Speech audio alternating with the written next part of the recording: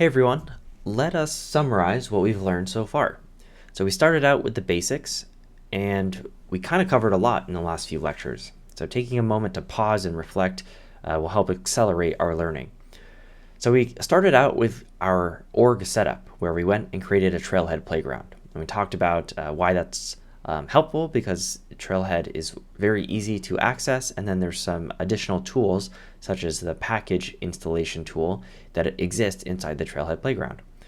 We then spent some time just going through the front-end UI, talking about things like the sales app, where we will be working out of throughout the course. And eventually we navigated to the Flow Builder, and we did that by pressing Setup, typing in flows to the quick find, and then opening up the flow list view. We created a new flow, and we saw that every time we create a new flow, we have to select a flow type, and we briefly discussed 3 of the common flow types that we'll use.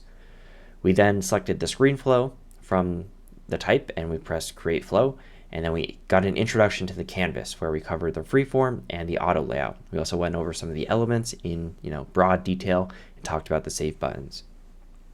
At that point, we just jumped into building, and that's my favorite way to learn, is just to quickly build things. There's a good quote, it's like teach to the problem, not to the tool. And so we actually kind of started teaching to a problem, like how could we look up a record in Salesforce? And we did that by dragging a screen element over to the flow and adding a first and last name text field, which we were able to use to collect information from an end user, in this case ourselves, and then we used that to find an actual Salesforce record. And Salesforce automatically stored their field values for use later in the flow. So that's these 2 bullets here, the screen element and the get records. And then in the next video, we were able to actually update a record based on the previous information that we had collected and found in Salesforce. And if you'll recall, we did that by updating Bertha Boxer's email address in Salesforce. In our last video, we got rid of all the other boxes by moving them off to the side, and then we used the same screen element and just connected it to a create records. And that allowed us to create a new lead in Salesforce, which we named after ourselves or me, depending on what you typed in there.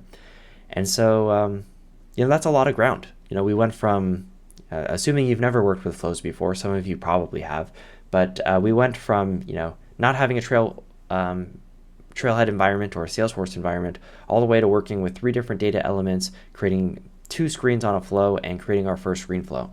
And so that's awesome. Great work. I hope you're proud of yourself. We're going to continue the momentum in the next lecture, where we actually introduce you as the Salesforce administrator for universal containers, and we start solving our first business challenge together. And so I'll see you there. It'll be challenge 1, and I hope you're excited because the course is about to start in earnest.